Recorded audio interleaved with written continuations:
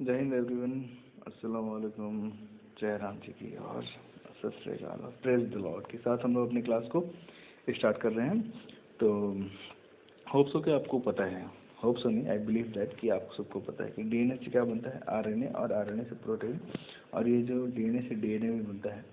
तो ये जो पूरा प्रोसेस हम लोग यहाँ पे देख रहे हैं, इसको हम लोग कहते हैं सेंट्रल डॉगमा का प्रिंसिपल, मतलब सेंट्रल डॉगमा कहते हैं। एक प्रिंसिपल है जिसने दिया था, किसने दिया था?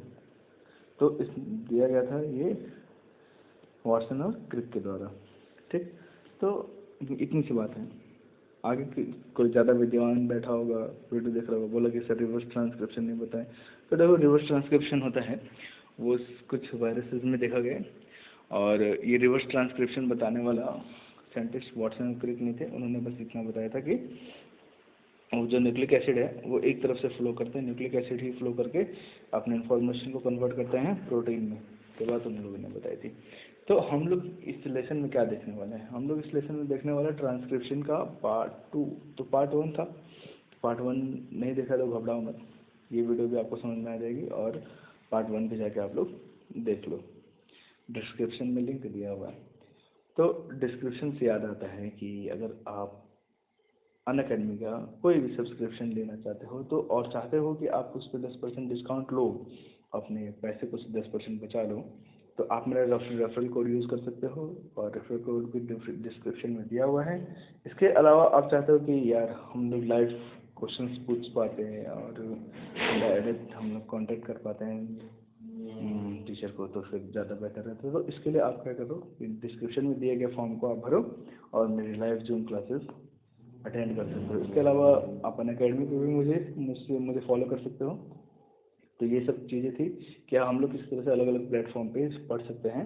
और यूट्यूब तो है ही, यूट्यूब पे भी हम लोग लाइव क्लासेस करेंगे, लेकिन उसके लिए मुझे चाहिए 1000 से अबव सब्सक्राइबर। तो जितना जल्दी सब्सक्राइबर बढ़े उतनी जल्दी हम लोग लाइव क्लासेस यूट्यूब पे करेंगे। तो आओ, जब डीएनए से हम लोग आरएनए बनाते हैं तो इस प्रोसेस को हम लोग कहते हैं ट्रांसक्रिप्शन। किस प्रोसेस को? तो भैया इस प्रोसेस को हम लोग कहते हैं ट्रांसक्रिप्शन। ठीक है। तो अब जो ट्रांसक्रिप्शन है, ट्रांसक्रिप्शन में हम लोग ने देखा कि हम लोग ने आरएनए तो बना लिया।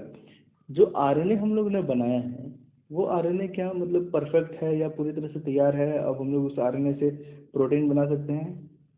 तो अब सेल भी तो दो तरह से है ना, दोनों सेल की बात करनी पड़ेगी। दो तरह के सेल कौन कौन से? सही जवाब, प्रोकैरियोटिक और यूकैरियोटिक। तो अगर मैं प्रोकैरियोटिक की बात करूं, किसकी बात करूं मैं बात करूं प्रोकैरियोटिक की। तो प्रोकैरियोटिक में जो आरएनए से प्रोटीन बनेगा वो साथ साथ होने लगता है, मतलब कि ट्रांसक्रिप्शन और ट्रांसलेशन दोनों ही प्रोसेस क्या होगा साथ साथ। भैया ट्रांसलेशन क्या होता है?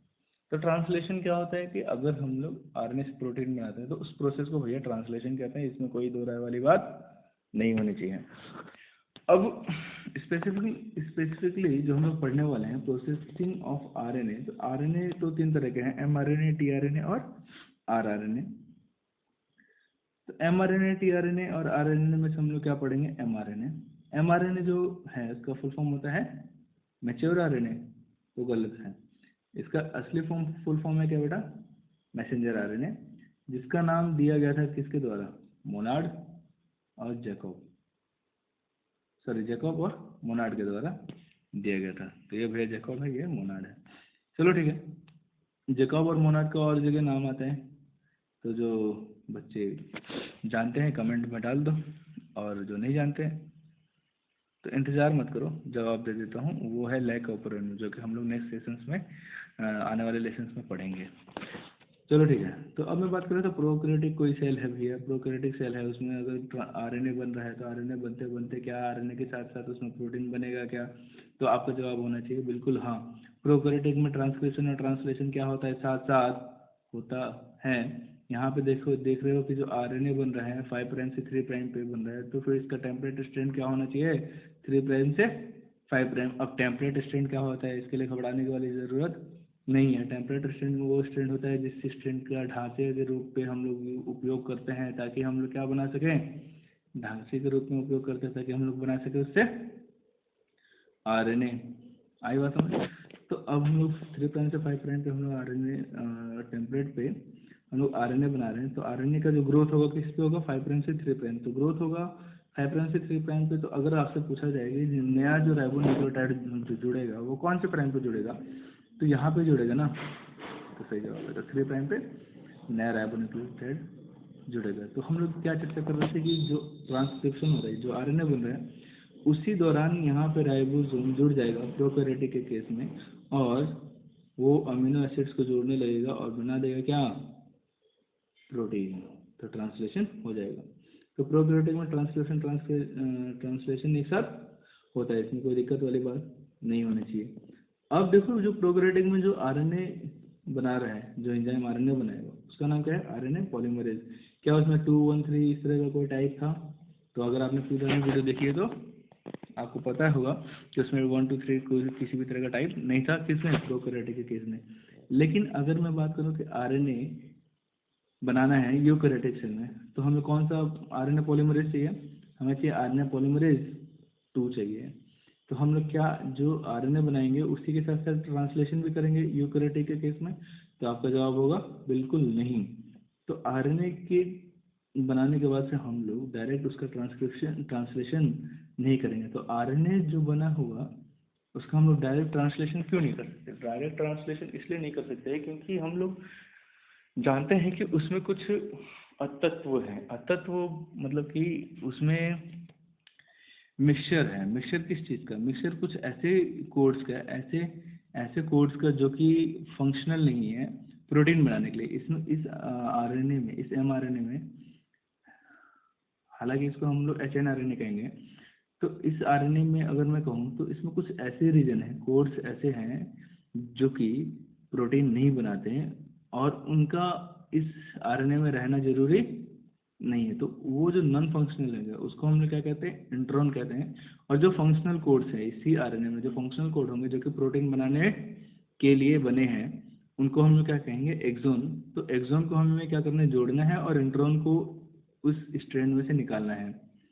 लेकिन क्या इस स्ट्रैंड में एक्सोन और इंट्रॉन दोनों हैं? तो क्या ये मिक्सचर है? तो मिक्सचर है तो कैसा है बेटा, हेट्रोजीनस है कि नहीं है? तो हेट्रोजीनस मतलब कि दो तरह के अलग अलग चीज़ों से मिलकर बना हुआ है। तो इसमें जो आरएनए है वो हमारा कैसा है, हेट्रोजीनस आरएनए। हेट्रोजीनस आरएनए क्या एमआरएनए का ही दूसरा नाम है? तो आप लोग कहोगे कि हाँ, लेकिन ऐसा बिल्कुल भी नहीं है। तो एचएनआरएनए क्या है, प्री मेच्योर आरएनए। कैसा है, प्री मेच्योर एमआरएनए। मतलब कि वो एमआर जो न्यूली सिंथेसाइज एमआरएनए होगा उसको हम लोग क्या कहेंगे, एचएनआरएनए। कोई दिक्कत वाली बात नहीं है। तो जो न्यूली सिंथेसाइज होगा उसी को हम लोग क्या कहेंगे, एचएनआरएनए। तो एचएनआरएनए में एक्चुअली में क्या होता है कि दो कोडिंग, जो प्रोटीन बनाने वाले हैं एक्सोन, और जो प्रोटीन नहीं बनाने वाले इंट्रॉन, दोनों ही एक साथ मिले हुए इसमें रहते हैं। तो क्या मैं उसको हेट्रोजीनस कहूँगा या नहीं कहूँगा, सॉल्यूशन वगैरह पढ़ा है कि नहीं? तो ठीक है, तो उसको हम लोग क्या कहेंगे, हेट्रोजीनस कहेंगे। हेट्रोजीनस आरएनए, बहुत बढ़िया, बहुत समझ में आ गया। अब हम लोग देखते हैं कि न्यूली सिंथेसाइज जो एमआरएनए, मतलब न्यूली सिंथेसाइज एमआरएनए को मैं क्या कहूँगा, एचएनआरएनए।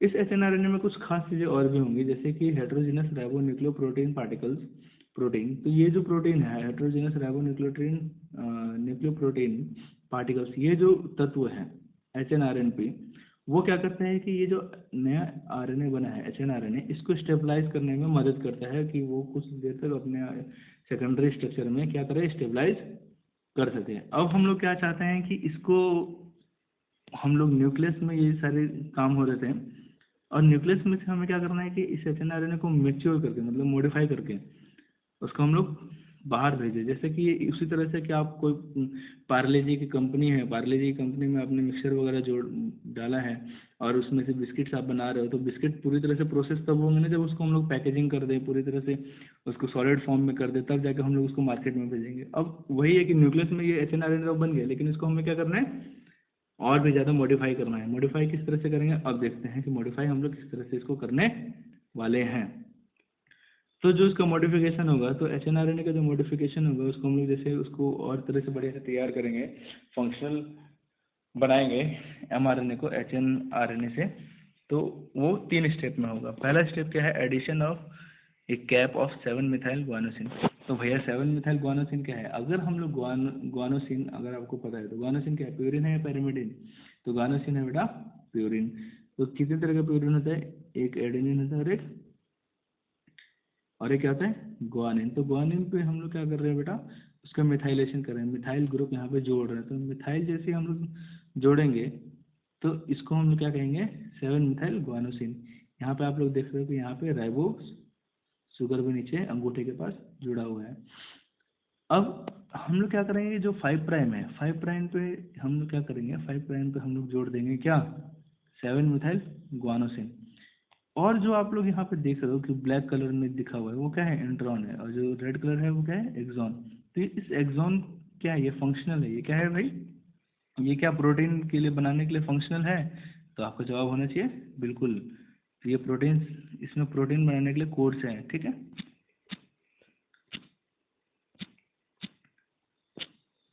प्रोटीन बनाने के लिए इसमें कोड्स हैं, लेकिन क्या ये प्रोटीन बनाएगा, इंट्रॉन प्रोटीन बना सकते हैं, इसमें कोड्स है प्रोटीन बनाने के लिए, तो इसमें कोड्स नहीं है। आती है इतनी बात समझ, ये प्रोटीन नहीं बनाने वाला। तो अब कैपिंग में हम लोग ने क्या देखा कि उसको हम लोग ने एक रेड कलर की टोपी पहना दी है, ग्रीन कलर की जो टोपी हम लोग ने पहनाई है वो कौन सी 7 मिथाइल ग्वानोसिन है। और उस पर हम लोग किस पे जोड़ देते हैं इसको, इस 7 मिथाइल ग्वानोसिन को हम लोग 5 प्राइम पे जाके जोड़ देंगे। अब जोड़ने का तरीका भी होता है, किस प्राइम से किस प्राइम तक जोड़ेगा वो, अगर आप हायर स्टडीज़ में तो वो मैं आपको बता देता हूँ, उसके लिए आपको कुछ और देखने की ज़रूरत नहीं है। तो भैया हम लोग जोड़ रहे हैं कि इसको 5 प्राइम से ही 5 प्राइम पे हम लोग इसको जोड़ देंगे। तो ये जो आप देख रहे हो यहाँ पे, ये जो स्ट्रक्चर आप लोग देख रहे हो ये 5 प्राइम, तो ये नेक्स्ट वाले शुगर के 5 प्राइम पे जाके फॉस्फोरस के साथ जाके जुड़ेगा। आई बात समझ, यहाँ पे कार्बन होता है और 3 फॉस्फोरस होते हैं, तो 2 फॉस्फोरस उसमें से टूट जाएंगे और यहाँ पे ये जुड़ जाएगा। तो ये कहाँ पे जुड़ा है 5 प्राइम वाले कार्बन पे जुड़ा, सॉरी मतलब 5 प्राइम पे जाके ही जुड़ा। तो ये यहाँ पे भी 5 प्राइम है और यहाँ पे भी 5 प्राइम है। ये जुड़ता कहाँ से, 5 मिथाइल ग्वानोसिन 5 प्राइम से 5 प्राइम। ये चीज़ आपको याद बिल्कुल रखनी है।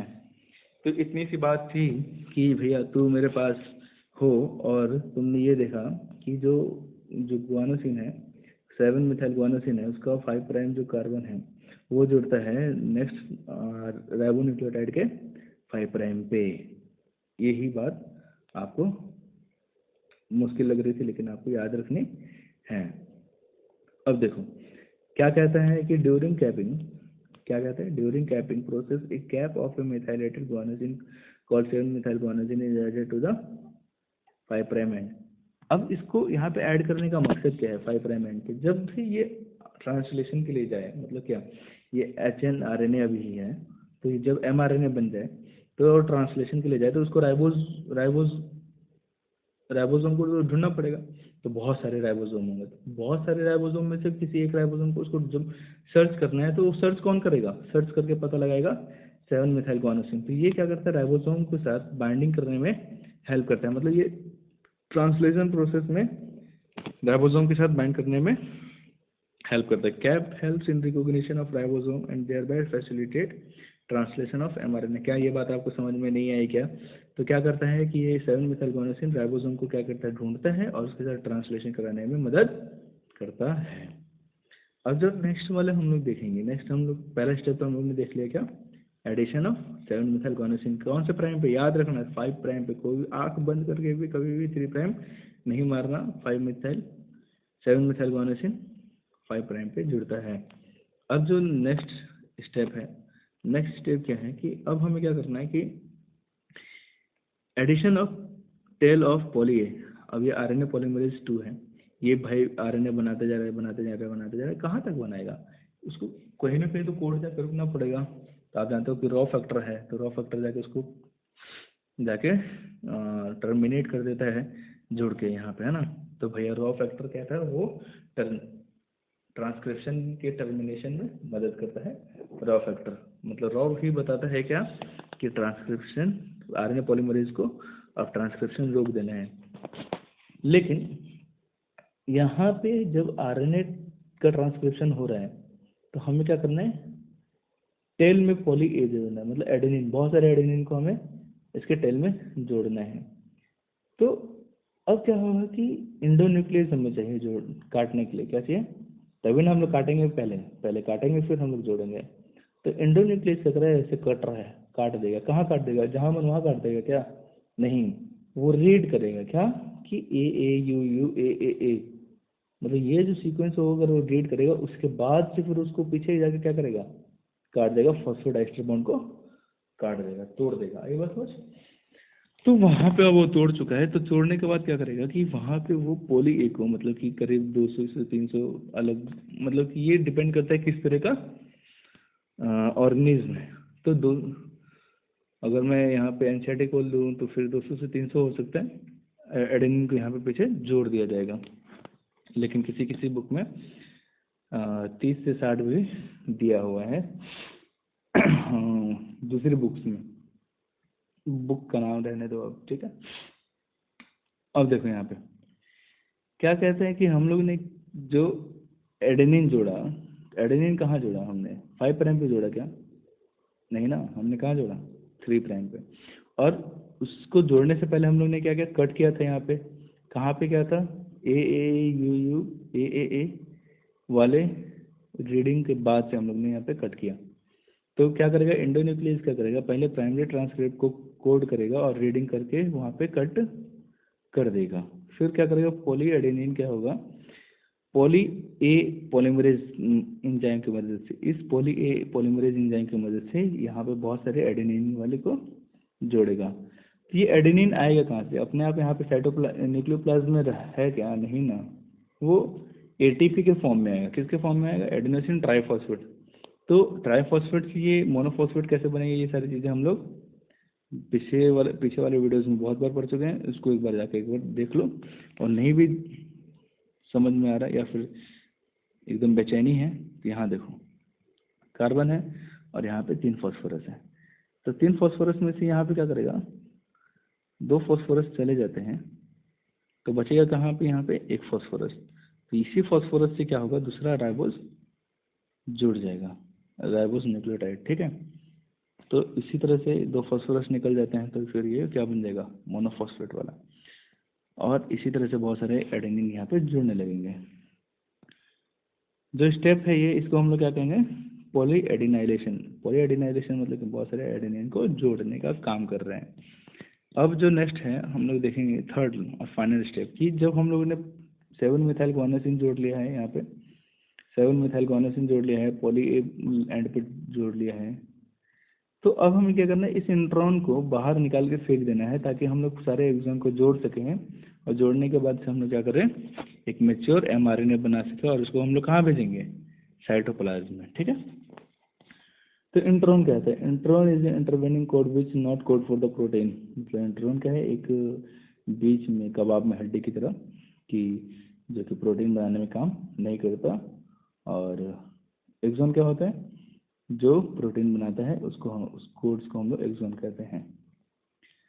तो तीसरा स्टेप क्या है, आरएनए स्प्लाइसिंग। स्प्लाइसिंग में हम लोग क्या करते हैं कि इस इंट्रॉन को, ये जो आपने देखा, इस इंट्रॉन को हम लोग क्या करेंगे, बाहर निकाल देंगे, ठीक है, बाहर निकाल देंगे। और फिर क्या करेंगे, सारे एक्सॉन को एक साथ जोड़ देंगे। एक्सॉन कैसे जोड़ेगा, लाइगेज की मदद से, ठीक। तो RNA splicing is the controlled excision of किसका, बाहर हम लोग किसको निकाल रहे हैं, इंट्रॉन को, from the transcript SN RNA से। और हम लोग वापस जोड़ते हैं किसको, एक्सॉन, जो बचा हुआ फ्रेगमेंट है एक्सॉन को, किसकी मदद से, लाइगेज एंजाइम की मदद से। और जो बनेगा नया आरएनए, वो क्या कहलाएगा, मैच्योर एमआरएनए। तो अब इसमें हेट्रोजेनस कोई टाइप नहीं है, ये प्योर है, और इसको अब हम लोग एमआरएनए कहेंगे, और यही ट्रांसफर हो जाएगा कहाँ पे, साइटोप्लाज्म में। तो हम लोग इसमें 3 बातें देखी प्रोसेसिंग ऑफ एमआरएनए में। पहले कि मिथाइल गुआनोसिन 5 प्राइम पे जुड़ेगा, दूसरा कि पॉली ए 3rd प्राइम पे जुड़ेगा, और तीसरा हम लोग स्प्लाइसिंग करेंगे किसकी, एक्सॉन, एक्सॉन की नहीं, इंट्रॉन की, ठीक है। और फिर एक्सॉन को हम लोग जोड़ देंगे। तो इसी के साथ हम लोग इस वीडियो को समाप्त करते हैं। और अगर आपको वीडियो बिल्कुल पसंद नहीं आई तो आप अपने डाउट्स पूछ सकते कमेंट में, बिल्कुल जवाब देने के लिए यहाँ पे मौजूद हूँ। और आपके ही मतलब लाइक से, शेयर से ही मुझे मोटिवेशन भी मिलती है कि हाँ भाई ठीक है, मैं जो काम कर रहा हूँ उससे किसी को फ़ायदा हो रहा है। तो thank you for watching, keep in keep watching, keep in touch तो नहीं, चलो ठीक है, कीप वॉचिंग, इसको देखते रहो और सब्सक्राइब कर लो ताकि नेक्स्ट वीडियो अगर आती है तो फिर आपको मिले लाइव और रेगुलर क्लासेस के लिए। अगर आप चाहते हो तो नीचे डिस्क्रिप्शन में दिए गए फॉर्म को फिल करो, और कोई भी सब्सक्रिप्शन चाहते हो अनअकैडमी पे और फॉलो करना चाहते हो तो आप अनअकैडमी पे भी मुझे ज्वाइन कर सकते हो, फॉलो कर सकते हो। और रेफरल कोड यूज़ करना मत भूलना अगर कोई सब्सक्रिप्शन ले रहे हो, ताकि आपके भी 10% बच जाए रुपए। थैंक यू फॉर वॉचिंग, मिलते हैं नेक्स्ट क्लास, बाय बाय बेटा।